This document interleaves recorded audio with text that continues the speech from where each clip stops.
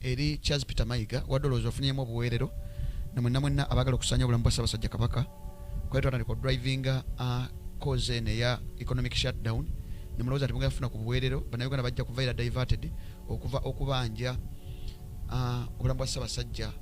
okudda engulu oba okumutwala ogenda okufuna obujjanjabi ng'afuluma eggwanga Uganda. Ensonga tukyagiriko nnyo mwenna bannayuganda, obulamu bwa Ssaabasajja buli mu matigga, kanywa omusaayi lutabayisirwa n'akakundi akabatiga embuzi n'akakundi akabasi baagala mumiza omukka omusu. Therefore ensonga eyo ekyagendera ddala mu maaso. Naye ng'okwata ku batoni eyo sigenda kutwala budde bungi nnyo olwaleero ssaawa ng'emu nja kubamaliriza. Njagala mbeeke ebintu ebyenjawulo byekubira mu tooki ne pulaani za lutabayisirwa za pulaani nga gye bujjawo ne baga guno omwaka kwesiba 2 mu area zonna bajja bamazeeko guno omwaka bagenda ku executinga lwafi yaabwe. So nyamba okwate ku share button ate kulambululire ensonga ez'enjawulo. Naye lwaleero njagala omuntu yenna atali biased, njagala osetting in mind yo ng'eri very independent nga toli biased, kuba n'ensonga zengenda okukoonako eziyinza okujjako naye ate saagala oveeko. Njagala osigale ng'oli ku mulamwa ate ng'oli mu layini eno nagaawe munaategeera enkola ya lutabayisirwa, mutegeera obukodyo bwonna bw'akozesa lutabayisirwa mujja kumuwangula muleme kugwa mu gaapu ze. Era ndowooza omu ku bantu abasinga okumutegeera ye mukulembeze w'eggwanga omulonde His Excellency Robert Kyagulanyi Ssentamu. Singa ekibiina kyasaanawo dda, singa kozi yaggwawo dda, singa revolution gye tuliko singa yaggwawo dda, lutabayisirwa nga yali abaze nti by 2021 ajja kuba talina opposition mu ggwanga Uganda. Ye nga mind ye mugamba nti opposition byebiina by'obufuzi n'atamanya nti bannayuganda banyigiriza kuba tulina side bbiri enyigirizibwa n'abo abanyigiriza, n'atamanya nti banyigiriza ate bo beegatta dda ye opposition gy'alina. Kati opposition alowooza agenda gibalya mu bibiina bya bufuzi, ajja gibalya mu kkala ya green, ajja gibalya mu kkala ya red, ajja gibalya mu kkala ya maybe purple, n'atamanya nti opposition gy'alina be bannayuganda abakunukkiriza mu bukadde 45 olwo kuba bannayuganda balinga bitundu 96 ku 100 be banyigirizibwa ye opposition gy'alina. Naye singa face of the struggle, face of the revolution mukama wange His Excellency Robert Kyagulanyi Ssentamu singa teyategeera lutabayisirwa yaani,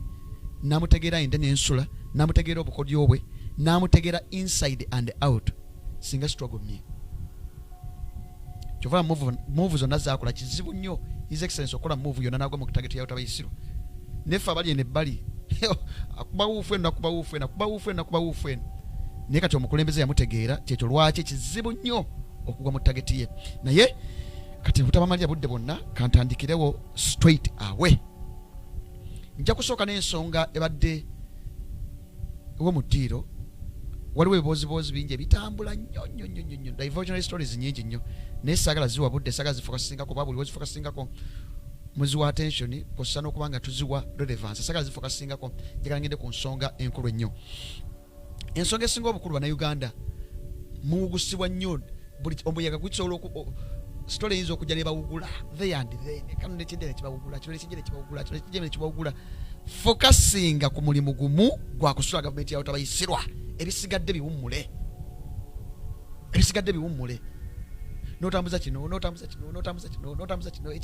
ekigasa byonna okasuka bukasusi. So omukulembeze yasalawo n'ekibiina kya NUP, kubanga tasalawo yekanga omuntu. Is not a dictator, ye muntu asikinga advice, ye muntu ayengaginga ba stakeholders ab'enjawulo. So baasalawo baakera ne basalawo ku by election ebadde egenda maaso mu bitundu bya Soroti, gimanyi nti baginyaze dda kujja Katonda ayambe buyambi abantu b'e Soroti nga begezezaako okwebereramu. Ne basalawo nti emia fact nti kana akalulu kaali kaddibwamu nga omuntu ewangula akalulu kano literally yali ku opposition nga wenjo gamba literally nga weefudde nga si muntu nti candidate afudde nti abadde MP afudde by election gye bagendamu naye nga waali. Ne basalawo ku lw'obulungi bwa Soroti ne ku lw'obulungi bwa revolution balekeyo candidate oyo n'opulema esimbawo muntu. Nakugamba omukulembeze alabira wala. Bwe bakikola ekyo tebakikola bukozi bigambo, kyalina okubeera practical, kive mu theory kibeere practical.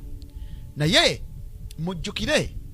ekibiina kya FDC ffenna tukimanyize, kye nalimu mbamanyimu ende n'ensula, mbamanya abantu ba FDC bonna basinga obungi bajjulenge, efutulizi, butayagaliza, obukyayi, bubali mubanyi mumanyi bulungi nnyo.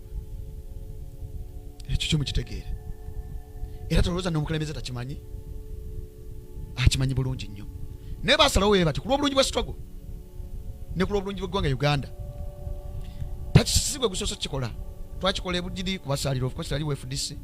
twakikola ejjinja ku Mwiru that is by then people panga yakajja FDC candidate yali Mwiru by election ile tukikola mu Arua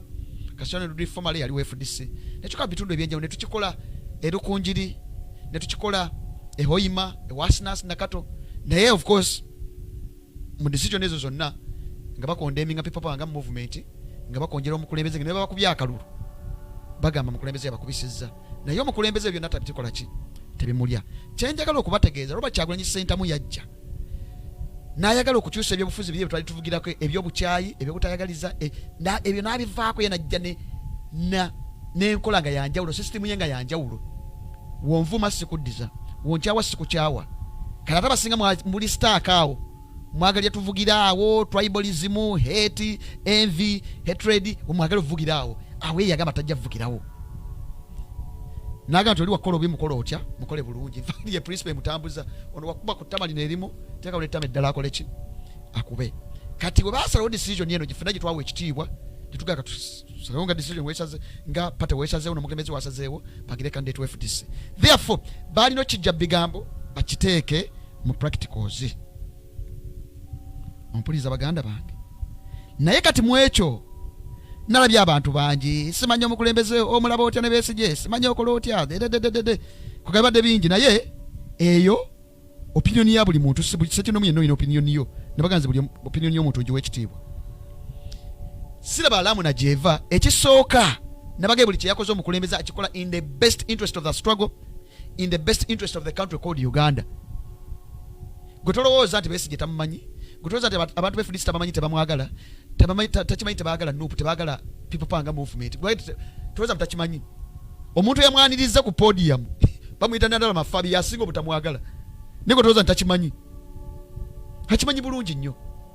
naye ekintu kyonna kyakola yakikola ku lw'obulungi bwa struggle ate n'okuteekawo ekifaananyi ekirala that is the only way you can beat your enemy oba temumanyi that is the only way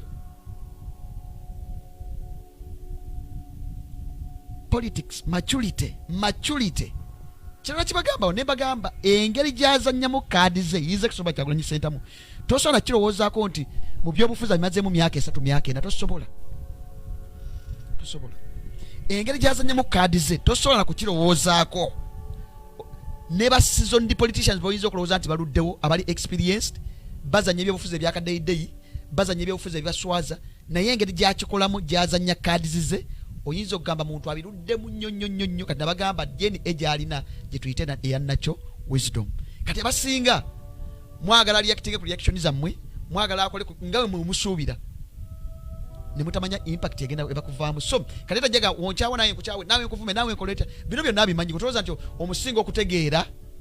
ebira bino engeri by'operating mu n'abanyampi ayina sources za information feze tutalina within the state deep in the state to the extent n'olukola n'olwo babugenda omulya wa alumanya even before